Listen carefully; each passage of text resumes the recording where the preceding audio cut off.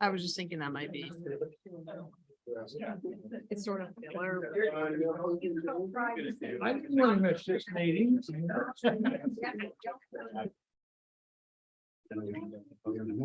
Okay. I might. I might.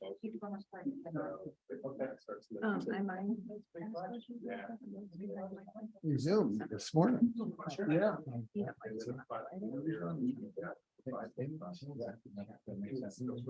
Jeremy, we're gonna get started. I go down there every day, 2 or 3 times. Yeah, that was one of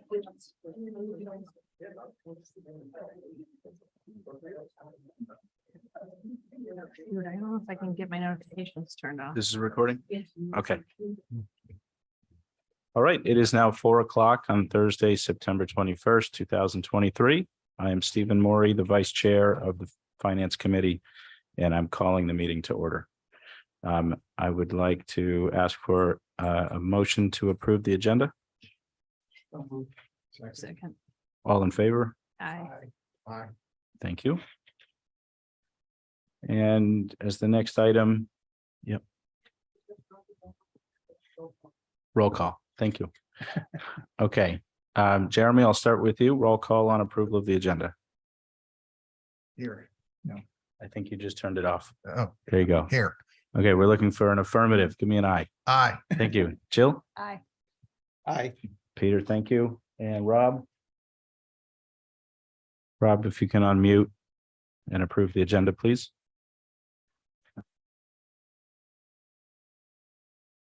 We'll put him down as an abstention, but we're still approving the agenda. All right, next item on the agenda is public comment. This would be comment from anybody in the room or online for items which are not on the agenda scheduled to be discussed today. Nobody in the room? Maria, anybody online? No, thank you. Okay, so the next item is public hearing on citizen warrant articles. We will ask for comments on all of the articles. I just want to make the comment that because our chair is not here today, we are unlikely to be making motions on any of the articles, but we are available for discussion today, and then we'll continue the public hearing and discussion to next week. And I will need to recuse myself from the first 4 articles. So we're going to start with Article 5, run through the end, and then we'll go back to the top of the agenda. So Article 5, this is a zoning map change from Lug 3 to CI Nantucket Airport land in the vicinity of Sun Island Road. Is there anybody on the committee who'd like to make a comment or discuss this article? No? Anybody in the audience or online? Maria? No? Okay. Moving on to Article 6. This is a real estate conveyance article, conservation area adjacent to Surfside wastewater treatment facility. Would anybody on the committee like to discuss this one? I don't see any hands in the audience. Maria, anybody online? Thank you. Article 7 is a real estate acquisition article, easements in Lovers Lane, Okerwa Avenue, Monahans Road, Airport Road, Skyline Drive, Webster Road, Evergreen Way, Rugged Road, and Dave Kim Lane for the Surfside Area Transportation Easements Project. Are there any comments on this from the committee first? Seeing none. Sure.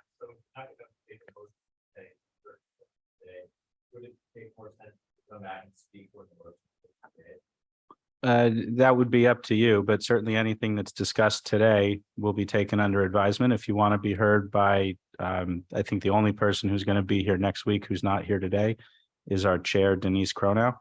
She will review the meeting and anything that's said today. Yep. Maria, anybody on Article 7? No, thank you. Article 8 is a home rule petition. This is for the acquisition of bike path easement by the county. Let's see.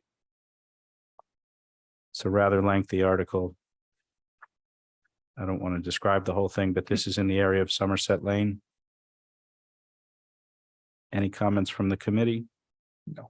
From the audience or online? No. Article 9, transfer of general fund housing appropriations. Any comments from the committee? Seeing none from the audience, Maria, anybody online?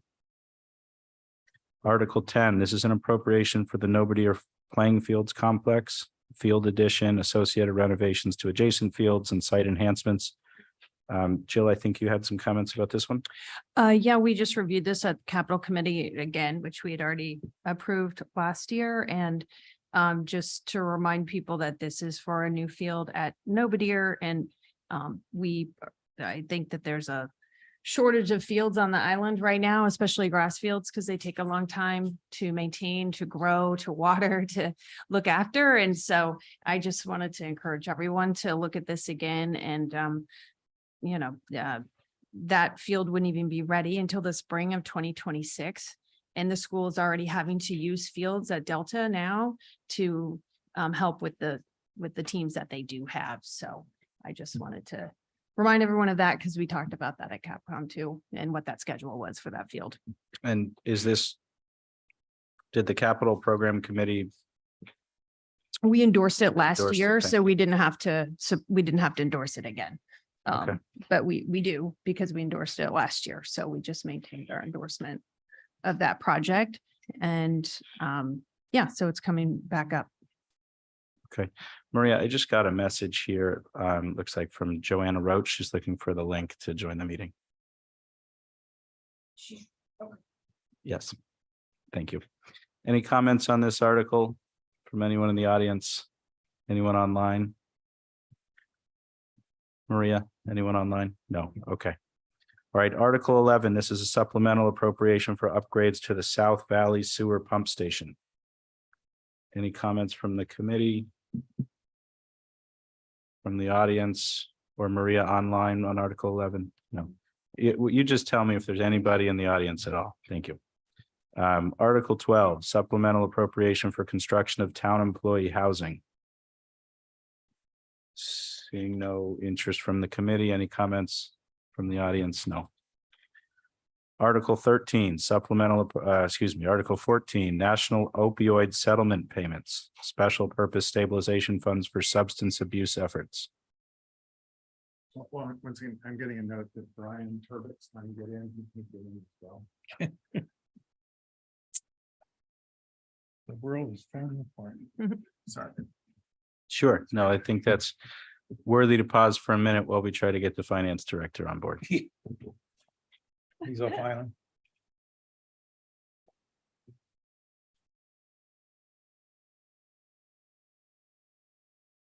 So I've been walking around all day thinking this was the first day of fall. And it's not. Feels like it's lovely. It's not. When is it? Tomorrow. Tomorrow. Okay. So the Close. last time that the autumnal equinox was September 21st was over 1,000 years ago. So I've been wrong for 1,000 years. It's hard to do. So for anyone watching on YouTube, we are live there and the Zoom link on the top of the agenda does work. We just confirmed. Okay, Yeah. thank you. Just give a couple more minutes for Joanna and Brian.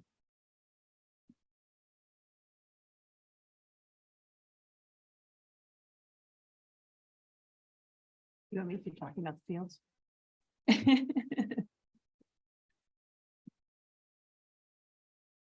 Okay, I see the link's been shared again, so we're going to assume everybody can click that and move forward. Article 15, amend description. Do we close Article 14, the National Opioid? We did. Okay, thank you. Article 15, amend description of Public Works facility improvements design location. And this was to add one Shadbush Road as a potential location for the Public Works facility. Any comments from the committee, from the audience? Moving on. Article 16, real estate acquisition for 8 Nichols Road. Seeing no interest from the committee. None from the audience. Moving on to Article 17, elected official compensation schedule amendment.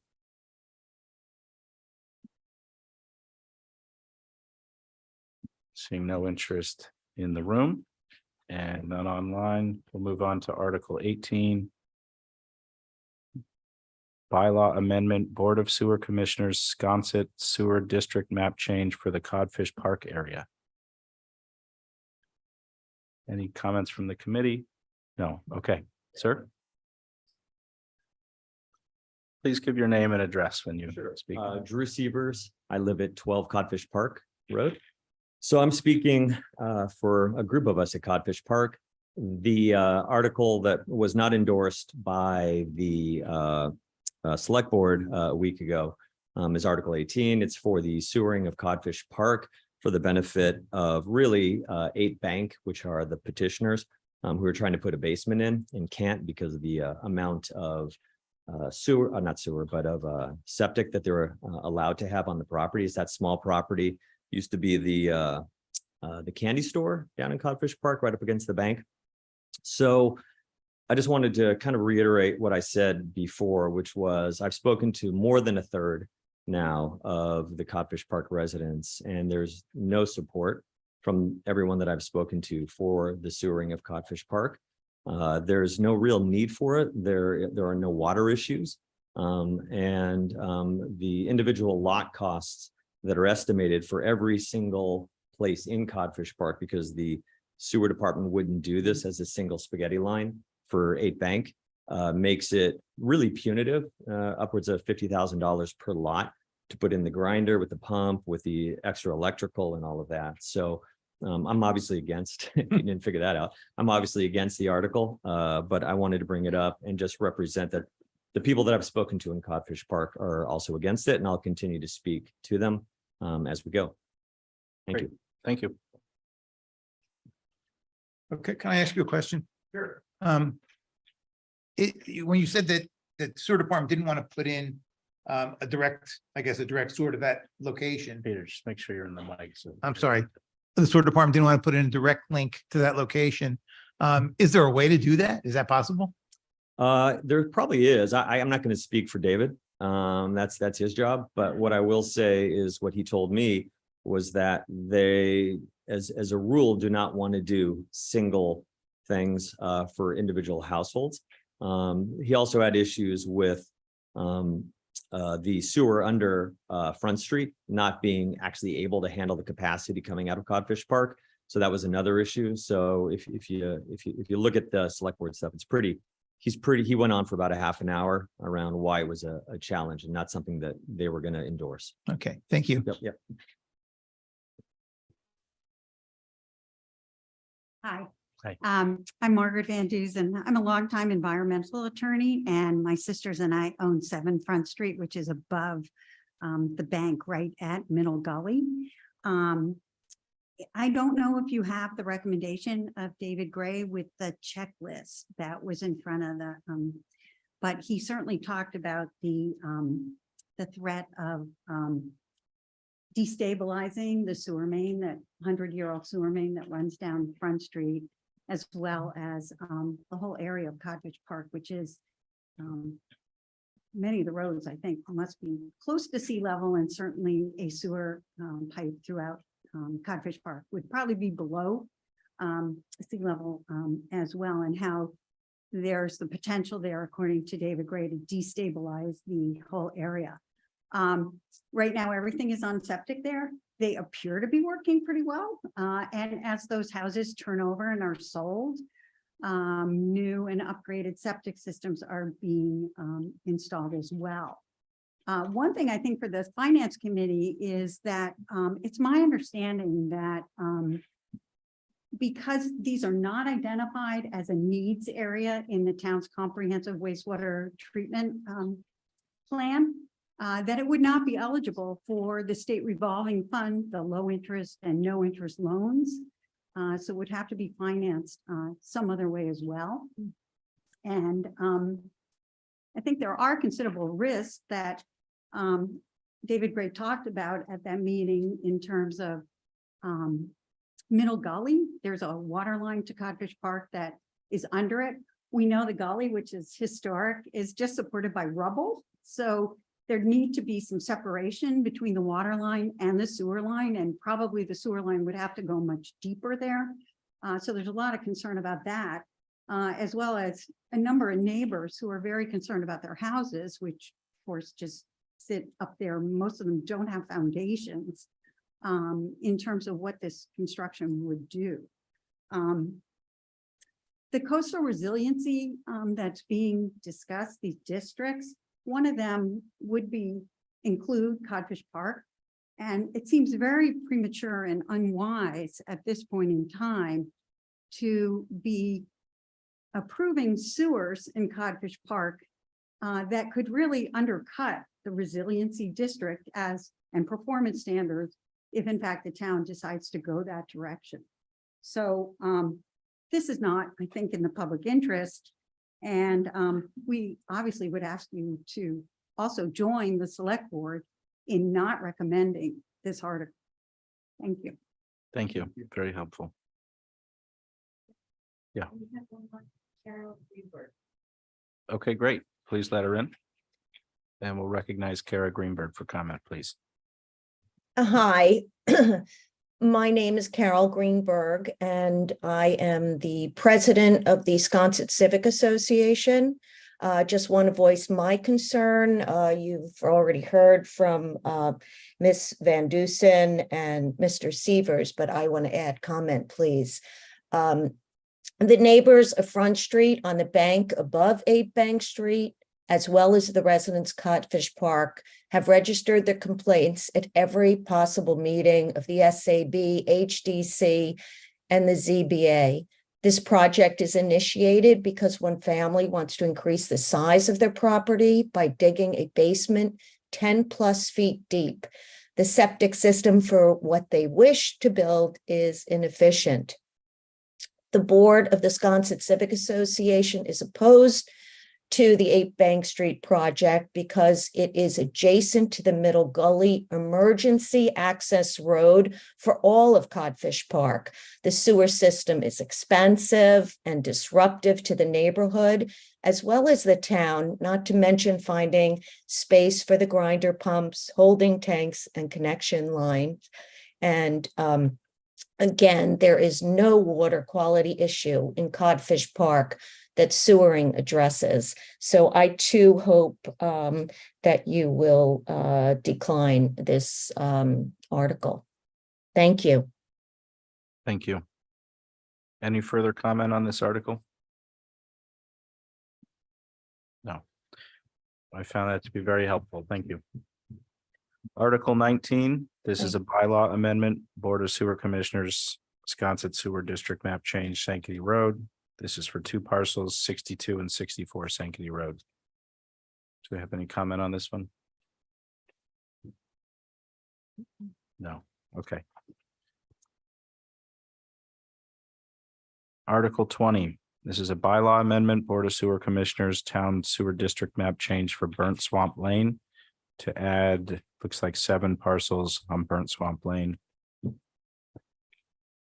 Any comments on this one? No. Maria?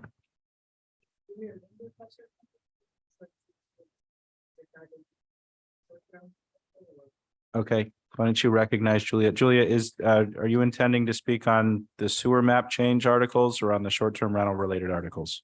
I was intending to speak on the short-term rental article, Stephen, thank you. I'm just getting a couple texts from just a couple of people who are saying they're still having trouble getting in, and I'm not quite sure what the issue is, but it seems like there's a problem. So I just wanted to let you know, that's all. Okay, thank you. Maria or Charlie, can we test that link and see that it's working? Joanna's.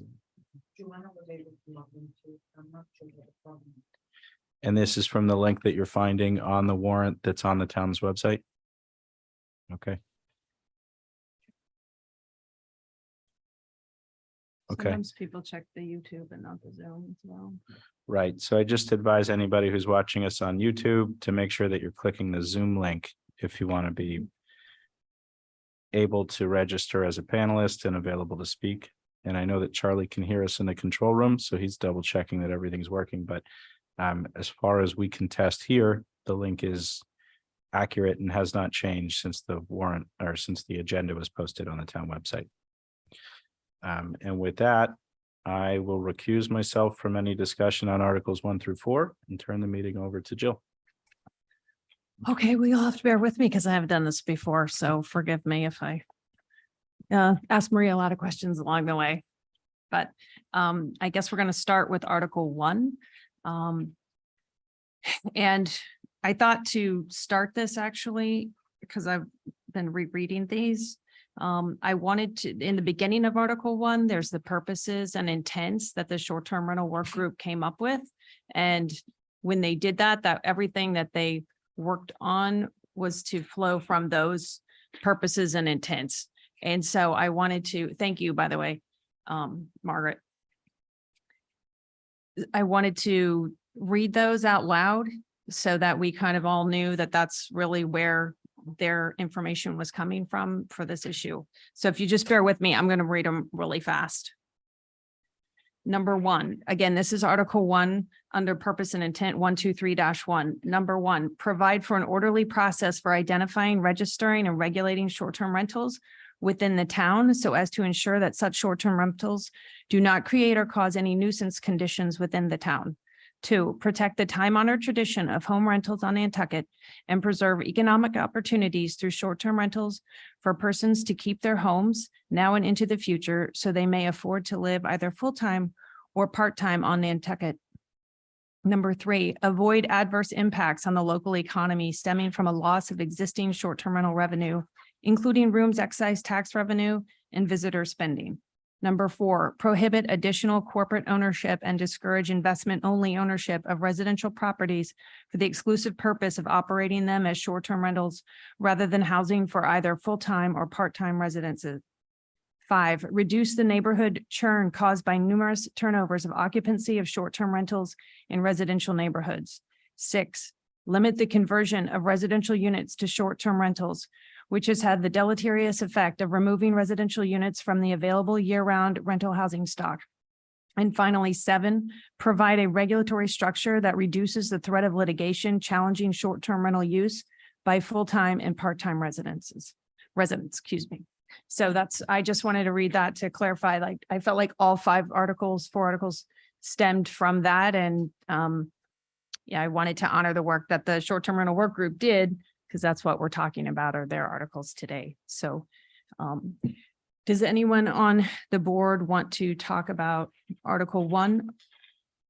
Well, as the representative for the short-term rental working group on the finance committee, let me just add that I think we accomplished every one of those goals in the proposal that we put forth to the select board. I think it was altered somewhat by the select board, but we still think it's Articles 1, putting the 2 articles together is a good way to move for the town. Over 80 hours was put in by this group, and it was a lot of work. A lot of people came from different sides. I was on the far left. There was people on the far right, and we tried to come up with something that we think was a compromise. That was our goal, to come up with a compromise. And I think came up with something that was fair, gave people still had their rights, and wouldn't hurt the local businesses. And it was a move that made sense. And it also would limit the growth going forward. So with that said, I think we'll open it up to the audience. Jeremy, did you have anything you wanted to comment on? I still have a question for the proposers of the short-term rental constraints. And that I was wondering if they have data at this juncture that shows in a succinct manner, shows the nature of the problem and how this proposal will solve that problem. So my question is fairly straightforward, but rather than story, anecdote, myth, is there data to show a problem? And also, is there an analysis that shows that this will solve that problem? Well, let me start off by saying the first question I asked when we started the group was, what is the problem? And you know what? Let's go through the list. There was no parking complaints. There's no noise. Last year we had 32 noise complaints in Nantucket, and most of them were from locals, not from renters. Year-round dwellings have actually gone up over the past several years. STRs have gone down from 2021 to 2022. And corporate ownership is less than 5%. And we addressed that in the plan that we put together. So I think, the data was hard to come by. I'll be honest with you. We came up with, there was all sorts of data that was being flown through, but a lot of it wasn't accurate data. But I think the data that we got was pretty supportive of the fact that, yes, short-term rentals have gone up over the past 20 years, of course. But we didn't feel that based on the data that we got, that it was something that was not manageable through the restraints that we put through in our proposal. But I can't give you an exact number on anything because there's so many different variations. You've got, how does it affect the shop owners? How does it affect the police department? And there's so many different factors that there wouldn't be one number that you could look at and say, this is what we need to address. I do understand that. What one perspective could be that many of the issues put forward a year ago to define the problem, in the subsequent work, it seems to me that many of them have dissipated as more and more work was done to attack them. And so, for instance, the nuisance noise factor that has dissipated, the corporate ownership. Excuse me, it hasn't dissipated, it never was there. Yeah. It evaporated. Yeah. The issue has evaporated, Yes. not dissipated. Yes. The corporate ownership being the big boogeyman out there that was taking everything, that is now dissipated. And further, if you actually look at the finance economics of renting a home, you would see that next to no institutional owner would want to invest in such a thing. The numbers don't make sense. So again, I'm a little mystified on that issue. I think what to add to that, Dawn Holgate said at the beginning from the select board, she said, the market will correct itself. There really is no need to make adjustments. And between the price of homes going up so high and the interest rates being so high, it is correcting itself. Yes. Right. So then we move down to there's no nuisance. We want to preserve the economic right of homeowners to rent their property. We don't want complete takings of their property by government. We know that. There's no real corporate ownership issue as best I can tell. The keeping of housing stock so that it's for year-round residents. Again, I'm not quite certain how the economics on that necessarily flow as I think about this issue. So from my perspective, that's not really an issue. The no litigation issue, that's to make sure we have a robust proposal put forward. So I look at all this and I'm kind of, I just am still a little mystified by what is the issue that this terribly complex thing with many double negatives is attempting to solve. He has to wait. We have more. Do we have anything else? I'm done. You're finished? Yeah. I just saw, Dave. Oh, sorry. Joanna, you want to go ahead? Thank you, Bill. I would like to understand where and be walked through this uncoupling of the articles and the rationale behind that, because I listened to the planning board meeting last week, which was 5.5 hours long. And there was a lot of discussion about this, and they voted on only one of the articles, or at least that's my understanding. So I would like somebody to explain the uncoupling and the pros and cons of that. Okay. Well, Dave, do you want to address both of their I'll concerns? attempt, Dave Iverson. Can you give me your Planning address, board dude? member, short-term rental group member, affordable housing member. I think that's it. So Joanne, on your questions, so the planning board only voted on one because our purview is only on the zoning portion, not on the general bylaw portion. And so that's why we voted on just one part of it. The uncoupling was done by the select board, not by the work. And I think the select board, and I can't speak for them, but my understanding is that the select board feeling was that it's only uncoupled really in one way, right? So we can vote in the general bylaws by itself, even if the zoning doesn't pass. But in the beginning of the zoning portion in the warrant, you'll see that if the general bylaw portion does not pass, we won't be voting on the zoning portion. Does that make Right. sense does that make sense? to you, Or Joanne? even, Yes, can I ask Dave too? That means we wouldn't even debate it. As far as I know, I can't, but that, it says it in the warrant, so I would assume that. So we would it just wouldn't strike get- it. It wouldn't make it to the floor. Okay, Okay. yeah, this is, that's important. Let me add one thing. The interesting thing is the uncoupling, and Act Now's suggestion that we not vote on the zoning and just vote on the regulations is saying to people, okay, we're going to increase the regulations on your rental property and make them much more onerous than they are now. But we're not guaranteeing you're going to be able to rent it going forward.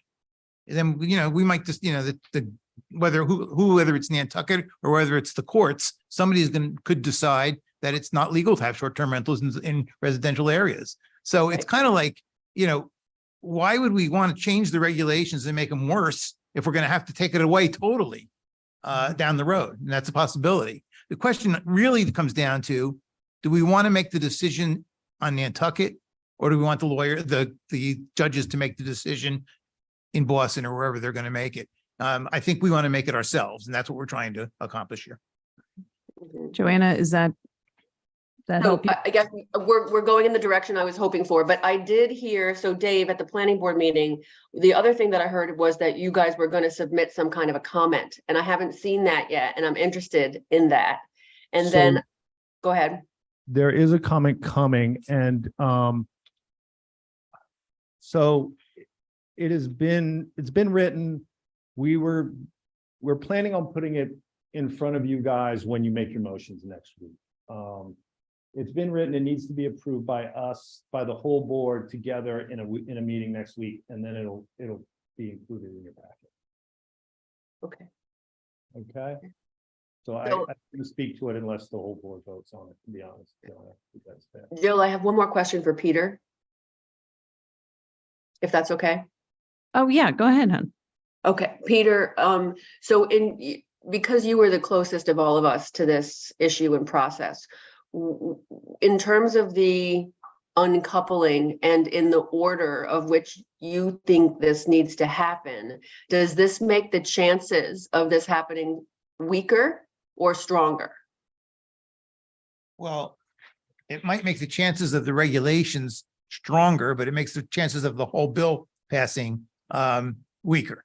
Right. So you can, what I'm trying to flush out here is a general understanding of the implication of what it is we're voting on, because after listening to the planning board, I think this is confusing. And I think that we need to be clear about what each vote means. So thank you. Yeah, I think, Peter, if you can maybe also share with us, I think the town is going to have some more public information sessions. Is that right? About what this means? The and more short-term rental application? working group has been, even though we resigned from the town, and we did that so that we can meet without having all the regulations that are on us to be a town committee, has submitted many things that are posted on the website in terms of questions, where would I stand if I have this or that? And I think we've tried to address as much as possible, and we'll be continuing to do more between now and town meeting. And the Okay. town is posting it all, so it will be there. Okay. That's Because it good. is confusing. It was confusing for us. Right. And it's confusing for the lawyers. So it's a tough issue, and it's an It issue is. that's all over the world now. People are discussing short-term rentals and what to do about them. Jeremy? I'm still confused. I'm used to complexity, but I am confused. It seems to me that we first have a process bucket of, is this issue going to be solved locally? Or if we kick the can down the road and don't approve something, it will be solved for us to our detriment by state government. That's one bucket. The second bucket is back to what I said earlier. What is the true nature of the problem we're trying to solve? And everything I have seen thus far, to me, it's as clear as mud. And when I'm asked to explain it to others, I have to say it is very, very complex, and I don't think it gets to the root issues. So I have a process question and I have a problem definition question. Jeremy, Well, I think just we're- want Oh, go ahead. to, I'm sorry. I just want to go back to the purposes and intents, because that's Yeah. why I read them. And that's really what the group came together about, why those articles exist, and what everything in those articles goes back to those 7 things. And I do want to encourage everyone who is looking at this to read those and then read the articles in light of that. It is very helpful. It is. So that's what they agreed that they were addressing. Whether or not that was what the public wanted, that's what the short-term rental work group agreed to. And I think almost everyone, but not everyone, Yeah. agreed to those. Yes. 8 out of Yes, 9. Yeah. Yes, and Madam Chair, I stood up actually to try to address Jeremy's Go ahead, Dan. question, if I could. So we've all heard all of the ills of short-term rentals. The data did not bear out, I don't think, one of them, right? And so we as a group were put in a position to regulate emotional issues instead of data-driven issues, right? Which is not a healthy way to do anything, in my opinion. But what we set out to do was to address the issues that we could address in a meaningful way. And in the end, the important part is to get rid of, one of the many important parts is to get rid of the ambiguity in our zoning bylaw that's created these lawsuits, right? And I don't think there's anybody in our group that was comfortable in doing that through zoning without putting in a set of guardrails. Okay, so I think what we've done is we've given a package that will protect us from the worst case scenario, yet people still get to retain their legal rights to rent. And we have these guardrails to protect us from an explosion of corporate ownership, which isn't shown by the data. This term that everyone uses, mini hotels, which hasn't a definition, not sure what it is, but I think everyone can agree nobody wants a house in their neighborhood that no one lives in and just rents. So we disincentivized that commercial use investor style by putting in the 4 contracts. In other words, making the math even more difficult. So the problem is the ambiguity. To fix the ambiguity, we could be opening ourselves up to more issues if we don't install guardrails. And I think that's the important part of the general bylaw, is that it's installing guardrails to protect us from further growth of this industry. And meanwhile, protecting us from a judge ruling in a way that could hurt our economy. If that makes sense to you. So I'm getting texts from folks who can't get into the meeting still, and Brooke would like to speak and she can't get in. So I think we are having some sort of a broader access Okay. problem. So should we just, I don't know. She's perhaps saying that maybe we need to figure out what to do before we continue to move forward. I know that Libby had to call in. She couldn't access either. okay, If folks click the link at the top of the agenda and fill in as an attendee, they will show up. They are able to get into the meeting. I just confirmed with 2 folks in the last 5 minutes who could get in this meeting. So sign in through the link on the top of the agenda and the Zoom sign link. as Zoom link. Yes, and not the then YouTube link, the Zoom link. And then your moderator can then promote them from attendee to panelist. So we just confirmed that works with 2 different people.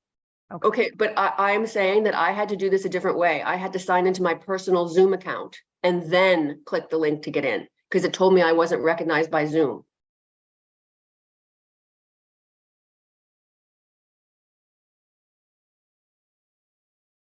So I don't know if we take like a few minutes break and try to give people a chance to get in, or if there's another way for them to reach you so that you can help them. But it doesn't seem a good idea to have a public hearing where the public or people who are trying to speak can't. Yeah, that's fine, Joanne. I'm willing, let's wait a couple of minutes and see if we get some more people.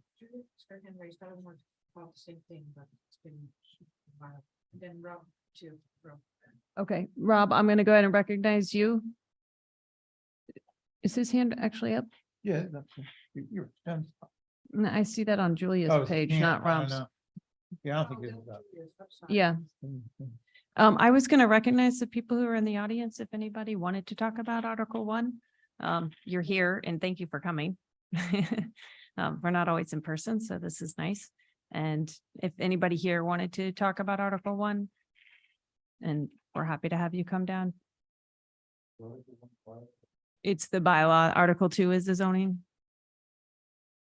Are you going to come talk?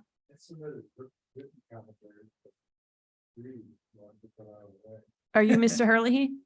Oh, hi, nice to meet you. We received your letter and we were going to include that in our packet for Tuesday because we're having another hearing on Tuesday. So then everyone will have it and have read it by Tuesday. It's fine for it to be in the packet. It will be read. Thank you. Sure, but you're welcome to make comments here too. So. That's what it's for. Jill, now so Brooke can get in, and now Jason Grazade is texting me and telling me he can't get in either. It's not working. Is I'm not Jason sure what planning to make comments? procedurally we can do. I think so. Well, Yeah, everybody disconnect and call back in. I think we need to probably make some attempt to accommodate folks. So I don't know what the best scenario is. Joanna, he's working Yeah. on it. So we're just going to give him another. Thank you. Okay. Yeah, there are people that are able to join and it seems like there are some people who aren't able to join. Yep, I would agree. Would you like to come down and address this? Oh, okay.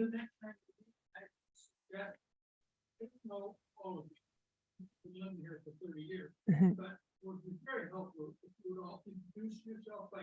Oh, sure. Yeah. No, no. John Luce. Oh, good.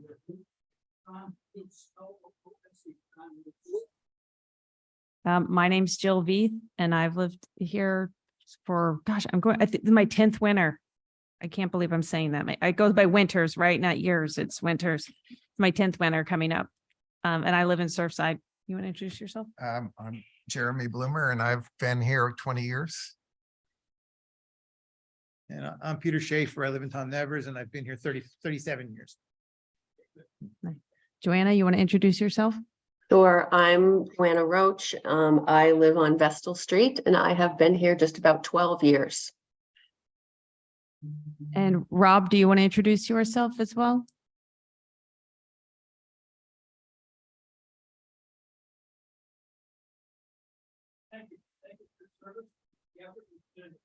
Oh, thank you. And you were correct. We should have introduced ourselves at the beginning. Our fine chair's not here, so we're all a little at sea. I guess. Libby can't get in. Yeah. Yep. Libby Gibson? Yeah. Yeah. I was wondering if you could give her the word. Okay, it appears that Brooke is in now, but she must have called in on her phone. And same as Libby. I just make her panelist.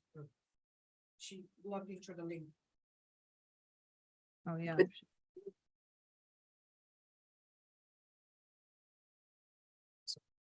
I ask a question? Yeah. Yeah. We're waiting. All right. So while we're waiting for everybody else, I had a question for you, sir. So in many ways, one might view what is being proposed as prophylactic so that we as a community can maintain a control of our destiny. Given that the short-term rental steam engine has left the station throughout the country.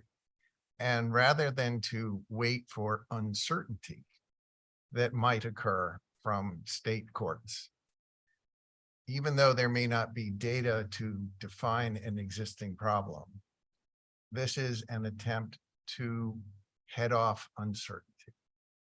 Wait, Is that can I what- weigh in on that really quick, though? I just want to remind people the process. That's really important to me. And the process was that the town voted at town meeting to arrange the short-term rental work group. Oh, yeah. You know, and I don't want to discount that vote because that's why this whole thing existed. Yeah, because people were unsure about exactly what it should look like and what it should be. So they empower the select board to appoint the short-term rental work group, which is why, we have the articles that we do. This is the work they put forward.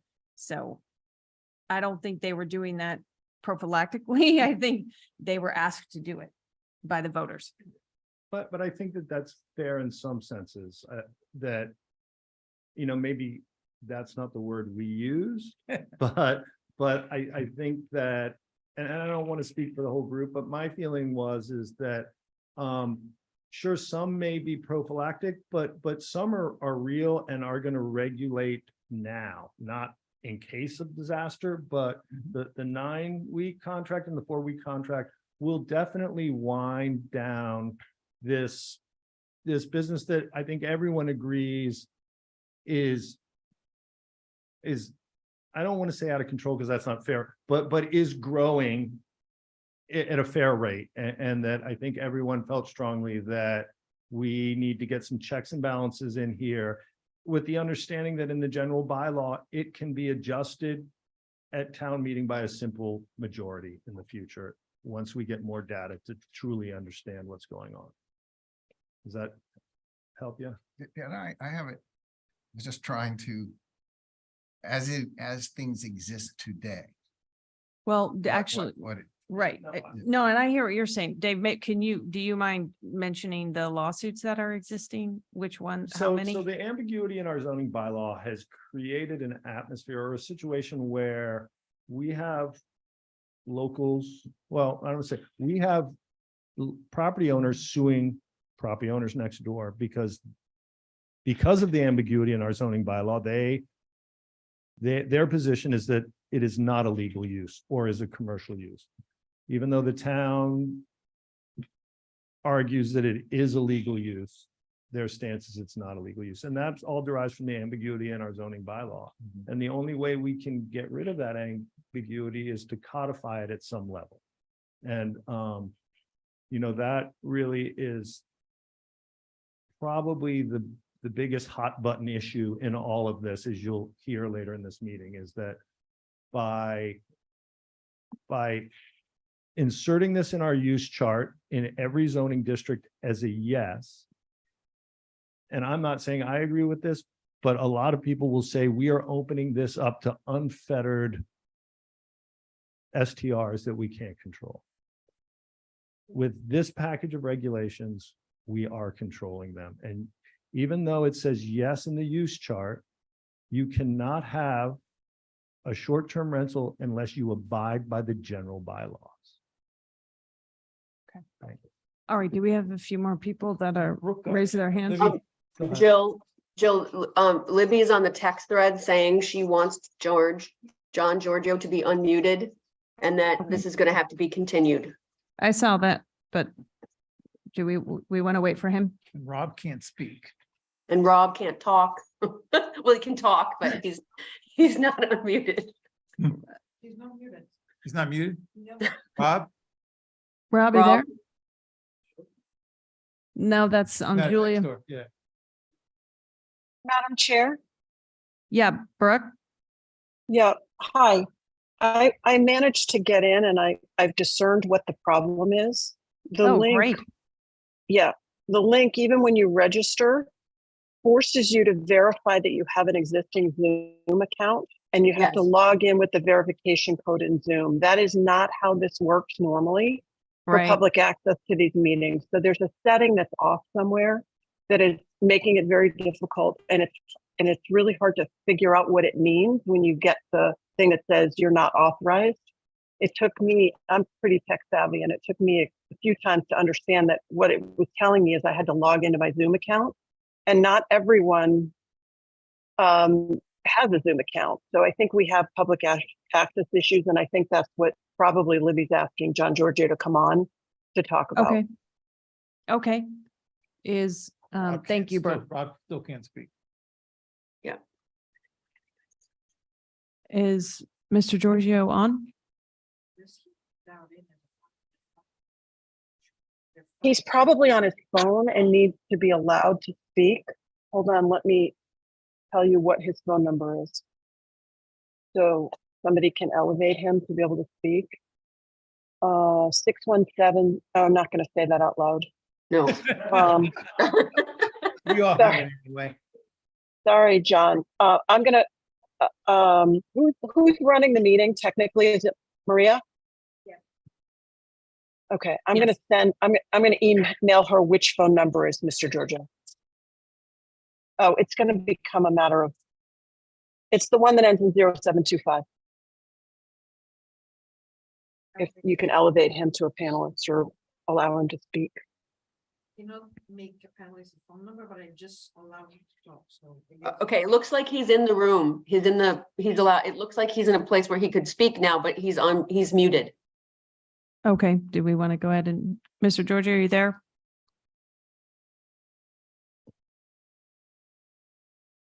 Libby and Brian are on.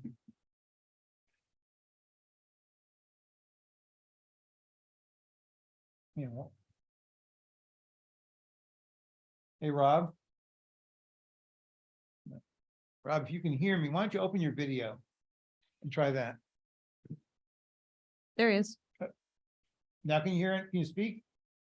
No. Well, he has AirPods in as well, so maybe that's creating a problem. Hello, can you hear me now? Yes. It's working, yep. Oh, Oh. yeah, Mr. Giorgio, Yes, good afternoon. hi, Um, you want to so go ahead I and don't, talk? yes, I heard some of the discussion, but I think given the technical issues we're having, that the finance committee should make a motion to continue this public hearing. And Libby suggested maybe doing it next Tuesday when you have another public hearing scheduled. Yes, exactly. Yeah, I think that's the right thing to do. So we can do that now. Do I have a? I make a motion to discontinue this meeting and move that we reschedule for next Tuesday at our time of 4 o'clock. I'm sorry, the motion should be to continue the public hearing until next Tuesday, which is what, the 26th.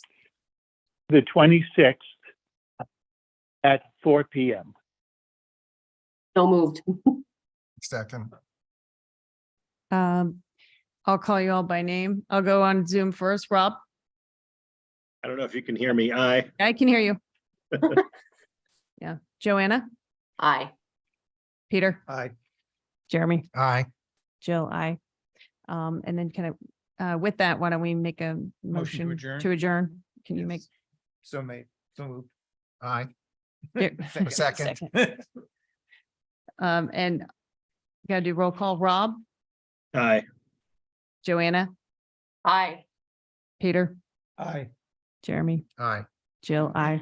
And just, we apologize to the people that came here because certainly wasn't our plan. Yeah. Technical difficulties, but Oh, really? yeah. Can't we come here? It's just much easier. Who's here that day? I don't know. Okay, well, that has to be addressed because we, Yeah, so no, we cannot go. who is it? Sure.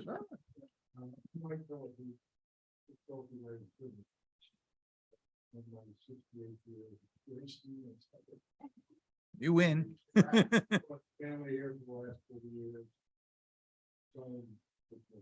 Yes, you will need at least a quorum of the board without a conflict to be present when you continue this public hearing. I can't hear what anybody's saying. Yes, Yeah. can you hear me? I Yeah, we hear can. you, We John. adjourned the meeting and yes. And will there be 4 members available next? Yes, Tuesday? we hope so. I think it depends if I make one of the votes or something like that, but I think that's the plan. Well, I should say, 4 With Denise members. back, we will have a quorum. who do not have a conflict, right? I know. I wish it was in person too.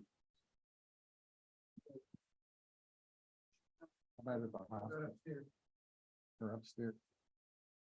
It's kind of the off the meeting comment. You described the process leading to the special town meeting. Libby's trying to talk. We're adjourned.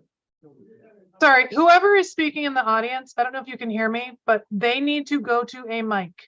The people who are online cannot hear people talking from the audience.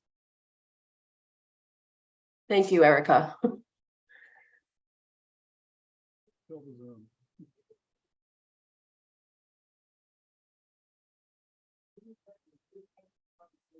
Maria, can you hear me? It's Libby.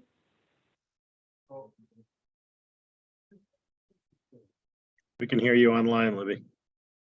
Okay, I was just gonna say, obviously, this is not at all going as planned, and there's this Zoom problem.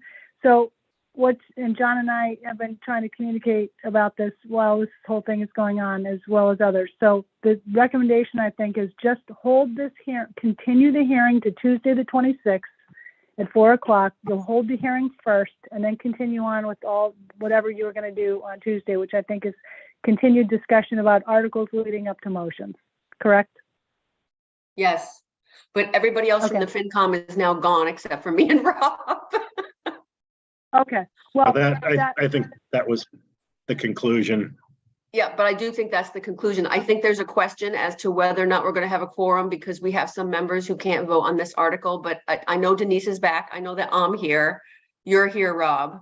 That's Yeah, already 3 of I'll us. be We in need person. 4 of us to have a quorum. So I'm confident that somebody else will be able to be there. And Libby, they already made the motion to I can't wait continue for when the they. conversation. We're done. And Okay. Libby, they still had a quorum when they made the motion to continue till next Tuesday. all right, and a quorum is 5. Right? Well,